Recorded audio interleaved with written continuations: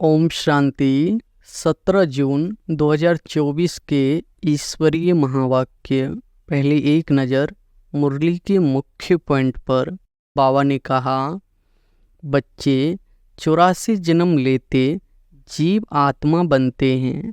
बाप जीव आत्मा नहीं बनते हैं। कहते हैं मैं टेम्परेरी इनका आधार लेता हूँ, नहीं तो पढ़ाएंगे कैसे। बाप बहुत सहज रास्ता बताते हैं। कहते हैं अब इस दुख धाम को बुद्धि से निकाल दो। जो नई दुनिया स्वर्ग स्थापन कर रहे हैं उनका मालिक बनने के लिए मुझे याद करो। मुझे याद करो तो तुम्हारे पाप कट जाए, तुम फिर से सतो प्रधान बन जाएंगे। इसको कहा जाता है सहज याद। जैसे बच्चे लौकिक बाप को कितना सहज याद करते हैं, वैसे तुम बच्चों को बेहद के बाप को याद करना है।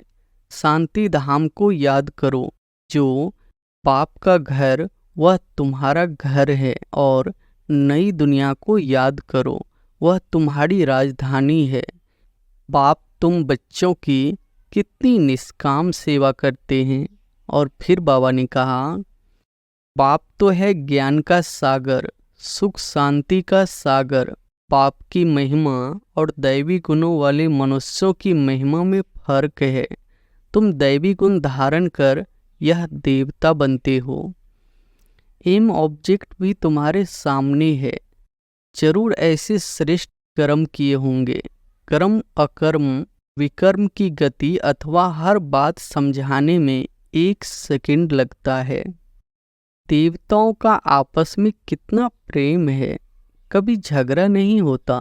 तो बाप आकर तुम्हें आप समान बनाते हैं और कोई ऐसा बना न सके। मुझे बुलाते हो कि आकर पावन बनाओ। आखिर तुम्हारी याद फलीभूत होगी ना।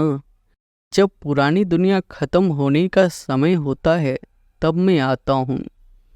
ब्रह्मा द्वारा स्थापना। और फिर लास्ट में बाबा ने कहा, मैं तो एक ही बार सिर्फ इस तन का लोन लेता हूँ, किराए पर लेता हूँ। हम इस मकान के मालिक नहीं है।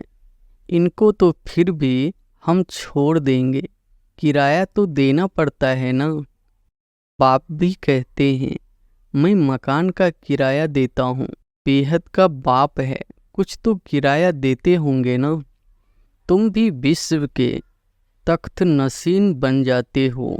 खुद कहते हैं मैं नहीं बनता हूँ। तख्त नसीन अर्थात ताओसी तख्त पर बिठाते हैं। शिव बाबा की याद में ही सोमनाथ की मंदिर बनाया है।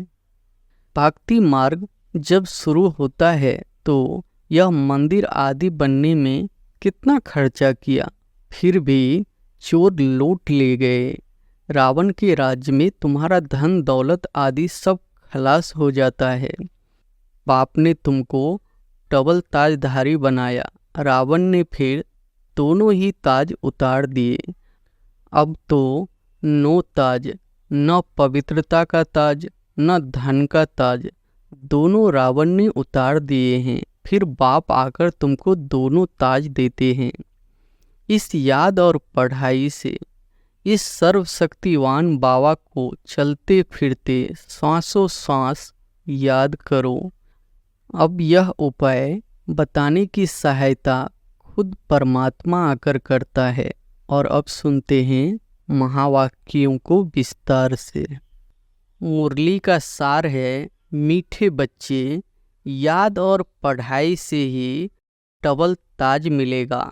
इसलिए अपनी एम ऑब्जेक्ट को सामने रख दैवी गुण धारण करो। प्रश्न है, विश्व रचेता बाप तुम बच्चों की कौन सी खिदमत सेवा करते हैं? उत्तर है, बच्चों को बेहद का वर्षा दे सुखी बनाना यह खिदमत है। बाप जैसी निष्काम सेवा कोई कर नहीं सकता। बेहद का बाप किराए पर तख्त लेकर तुम्हें विश्व का तख्त नसीन बना देते हैं। खुद ताओसी तख्त पर नहीं बैठते, लेकिन बच्चों को तौसी तख्त पर बिठाते हैं। बाप के तो जर मंदिर बनाते, उसमें उन्हें क्या टेस्ट आएगा। मज़ा तो बच्चों का है जो स्वर्ग का राज्य भाग लेते हैं। ओम शांति। मीठे मीठे रूहानी बच्चों को बाप कहते हैं कि अपनी को आत्मा समझ बाप को याद करो। ओम शांति का अर्थ तो बच्चों को समझाया है। बाप भी बोलते हैं तो बच्चे भी बोलते हैं ओम शांति, क्योंकि आत्मा का स्वधर्म है शांत। तुम अब जान गए हो कि हम शांति धाम से यहाँ आते हैं, पहले पहले सुख धाम में, फिर 84 पुनर्जन्म लेते लेते दुख धाम में आते हैं। यह तो याद है ना। बच्चे 84 जन्म लेते, जीव आत्मा बनते हैं। बाप जीव आत्मा नहीं बनते हैं, कहते हैं मैं टेम्परेरी इनका आधार लेता हूँ, नहीं तो पढ़ाएंगे कैसे। बच्चों को घड़ी घड़ी कैसे कहेंगे कि मन मना भव, अपनी राजाई को याद करो। इसको कहा जाता है सेकंड में विश्व की राजाई। बेहद का बाप है ना, तो जरूर बेहद की खुशी, बेहद का वर्षा ही देंगे। बाप बहुत सहज रास्ता बताते हैं, कहते हैं अब इस दुख धाम को बुद्धि से निकाल दो। जो नई दुनिया स्वर्ग स्थापन कर रहे हैं, उनका मालिक बनने के लिए मुझे याद करो, तो तुम्हारे पाप कट जाएंगे। तुम फिर से सतो प्रधान बन जाएंगे। इसको कहा जाता है सहज याद। जैसे बच्चे लौकिक बाप को कितना सहज याद करते हैं, वैसे तुम बच्चों को बेहद के बाप को याद करना है। बाप ही दुख से निकाल सुख धाम में ले जाते हैं। वहाँ दुख का नाम निशान नहीं। बहुत सहज बात कहते हैं, अपने शांति धाम को याद करो। जो बाप का घर वह तुम्हारा घर है, और नई दुनिया को याद करो, वह तुम्हारी राजधानी है। बाप तुम बच्चों की कितनी निष्काम सेवा करते हैं। तुम बच्चों को सुखी कर फिर वानप्रस्थ परम धाम में बैठ जाते हैं। तुम भी परम धाम के वासी हो। उसको निर्वाण धाम वानप्रस्थ भी कहा जाता है। बाप आते हैं बच्चों की खिदमत करने, अर्थात वर्षा देने। यह खुद भी बाप से वर्षा लेते हैं। शिव बाबा तो है ऊंच से ऊंच भगवान। शिव के मंदिर भी है। उनका कोई बाप व टीचर नहीं है। सारी सृष्टि के आदि मध्य अंत का ज्ञान उनके पास है। कहाँ से आया? क्या कोई वेद शास्त्र आदि पढ़े? नहीं। बाप तो है ज्ञान का सागर, सुख शांति का सागर। बाप की महिमा और दैवी गुणों वाले मनुष्यों की महिमा में फर्क है। तुम दैवी गुण धारण कर यह देवता बनते हो। पहले आसुरी गुण थे। असुर से देवता बनना यह तो बाप का ही काम है। एम ऑब्जेक्ट भी तुम्हारे सामने है। जरूर ऐसे श्रेष्ठ कर्म किए होंगे। कर्म अकर्म विकर्म की गति अथवा हर बात समझाने में 1 सेकंड लगता है। बाप कहते हैं मीठे मीठे बच्चों को पाठ बजाना ही है। यह पाठ तुमको अनादि अविनाशी मिला हुआ है। तुम कितना वारी सुख दुख के खेल में आए हो। कितना बार तुम विश्व के मालिक बने हो। बाप कितना ऊंच बनाते हैं। परमात्मा जो सुप्रीम सोल है वह भी इतना छोटा है। वह बाप ज्ञान का सागर है, तो आत्माओं को भी आप समान बनाते हैं। तुम प्रेम के सागर, सुख के सागर बनते हो। देवताओं को आपस में कितना प्रेम है, कभी झगड़ा नहीं होता। तो बाप आकर तुम्हें आप समान बनाते हैं और कोई ऐसा बना न सके। खेल स्थूल वतन में होता है। पहले आदि सनातन देवी देवता धर्म, फिर इस्लामी, बौद्धी आदि नंबरवार इस मांडवे में व नाटकशाला में आते हैं। 84 जन्म तुम लेते हो। गायन भी है, आत्माएं परमात्मा अलग रहे बहुकाल। बाप कहते हैं, मीठे मीठे बच्चों, पहले पहले विश्व में पाठ बजाने तुम आए हो। मैं तो थोड़े समय के लिए इनमें प्रवेश करता हूँ। यह तो पुरानी जुत्ती है। पुरुष की एक स्त्री मर जाती है तो कहते हैं पुरानी जुत्ती गई, अब फिर नई लेते हैं। यह भी पुराना तन है ना। 84 जन्मों का चक्र लगाया है। तत्वम तो मैं आकर इस रथ का आधार लेता हूँ। पावन दुनिया में तो कभी मैं आता ही नहीं हूँ।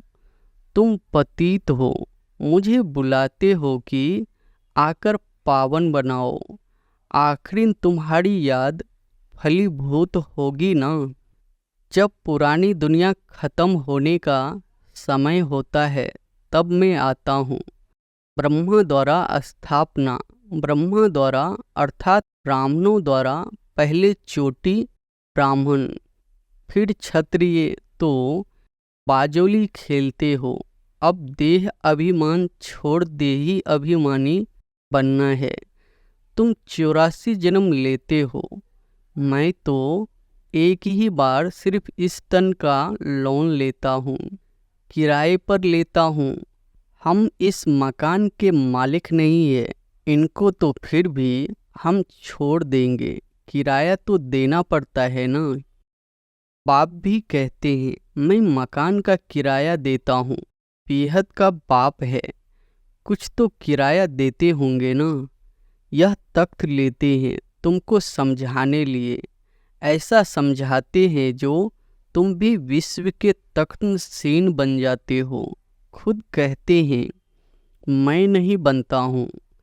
तख्त नशीन अर्थात तौसी तख्त पर बिठाते हैं। शिव बाबा की याद में ही सोमनाथ का मंदिर बनाया है। बाप कहते हैं इससे मुझे क्या टेस्ट आएगी। जर पुतला रख देते हैं। मज़ा तो तुम बच्चों को वर्षा में है। मैं तो स्वर्ग में आता ही नहीं हूँ।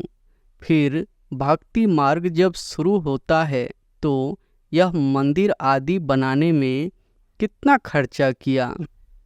फिर भी चोर लूट ले गए।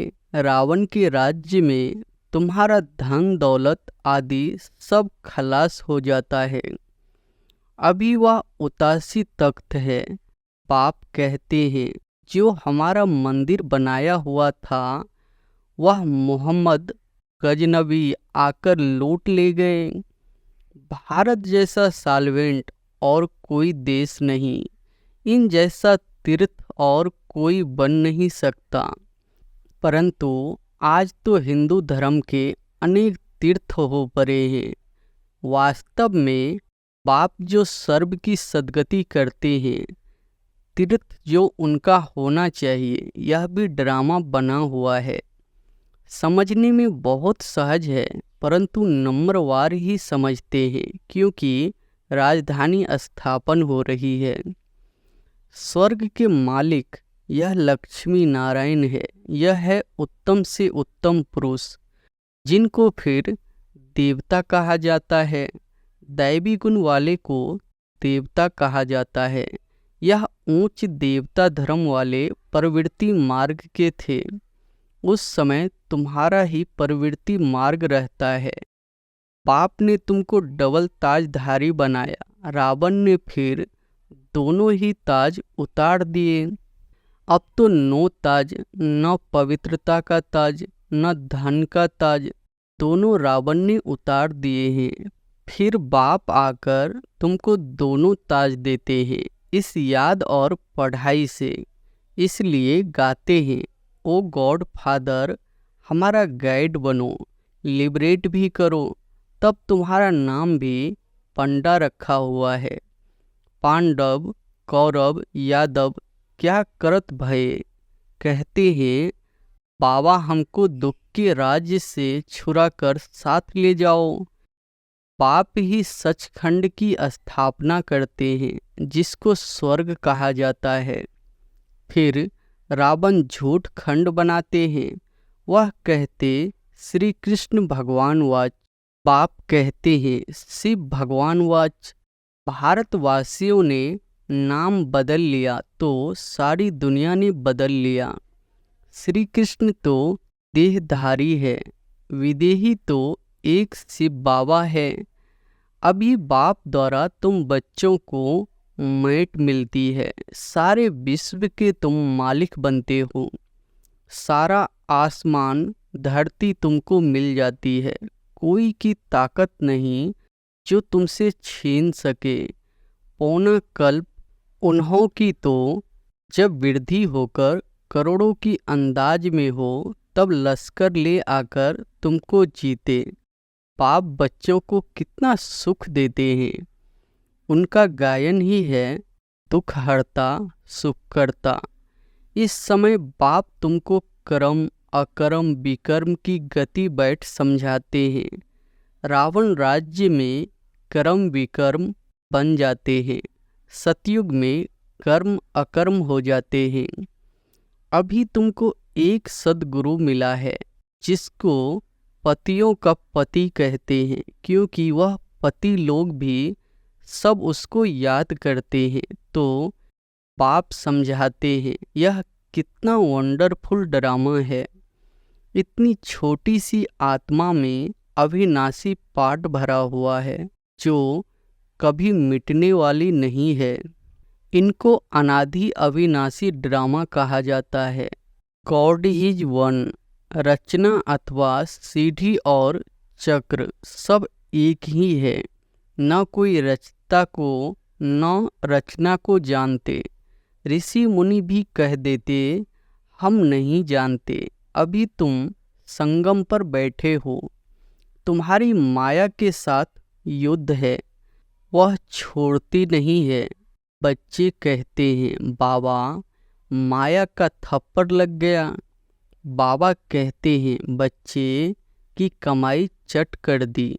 तुम्हें भगवान पढ़ाते हैं तो अच्छी रीति पढ़ना चाहिए। ऐसी पढ़ाई तो फिर 5000 वर्ष बाद मिलेगी। अच्छा मीठे मीठे सिकिलधे बच्चों प्रति माता पिता बाप दादा का याद प्यार और गुड मॉर्निंग। रूहानी बाप की रूहानी बच्चों को नमस्ते। धारणा के लिए मुख्य सार पहली पॉइंट है, इस दुख धाम से बुद्धि युग निकाल नई दुनिया स्थापन करने वाले बाप को याद करना है, सतो प्रधान बनना है।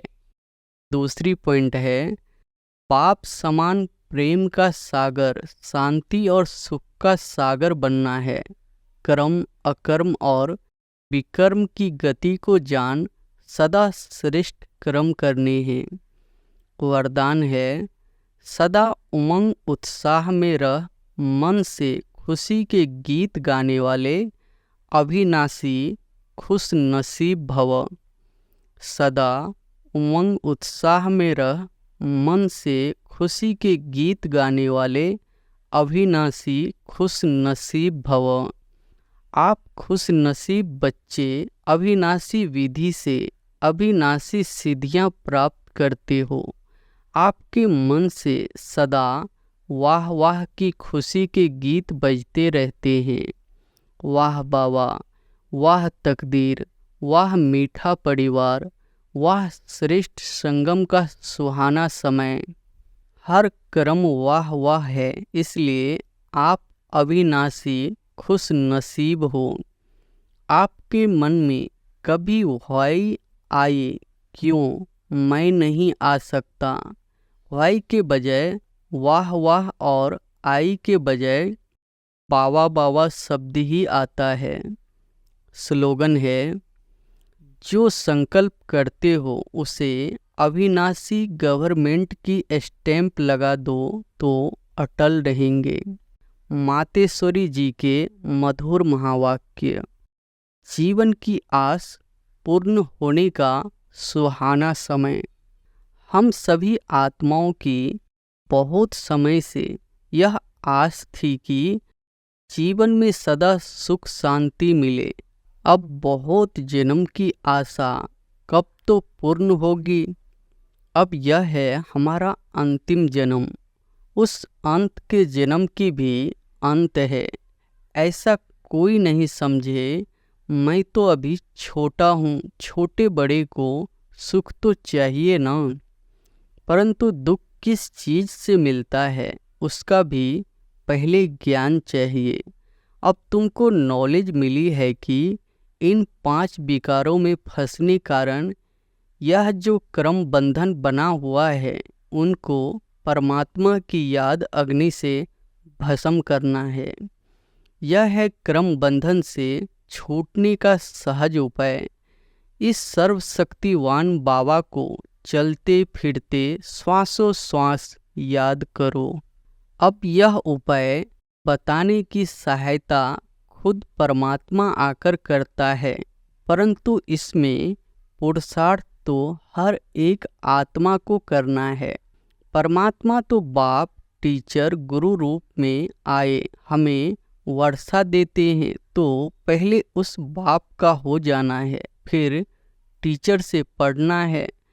जिस पढ़ाई से भविष्य जन्म जन्मांतर सुख की प्रालब्ध बनेगी, अर्थात जीवन मुक्ति पद में पुरुषार्थ अनुसार मर्तबा मिलता है और गुरु रूप में पवित्र बनाए मुक्ति देता है। तो इस राज को समझ ऐसा पुरुषार्थ करना है।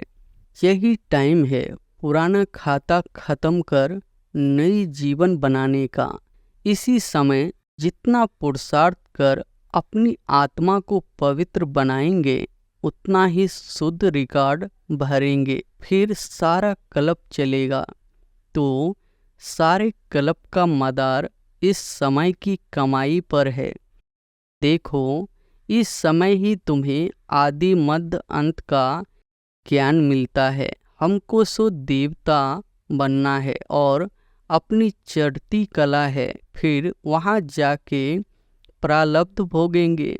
वहाँ देवताओं को बाद का पता नहीं पड़ता कि हम गिरेंगे। अगर यह पता होता कि सुख भोगना फिर गिरना है तो गिरने की चिता में सुख भी भोग नहीं सकेंगे।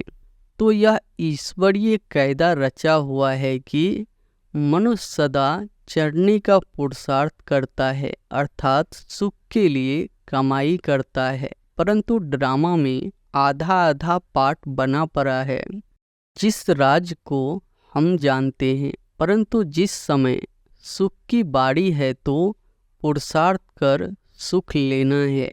यह है पुरुषार्थ की खूबी।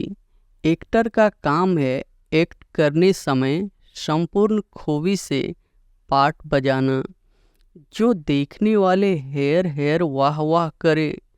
इसलिए हीरो हीरोइन का पार्ट देवताओं को मिला है, जिन्हों का यादगार चित्र गाया और पूजा जाता है। निर्विकारी प्रवृत्ति में रह कमल फूल अवस्था बनाना, यही देवताओं की खूबी है। इस खूबी को भूलने से ही भारत की ऐसी दुर्दशा हुई है। अब फिर से ऐसी जीवन बनाने वाला खुद परमात्मा आया हुआ है। अब उनका हाथ पकड़ने से जीवन नैया पार होगी। अच्छा, ओम शांति।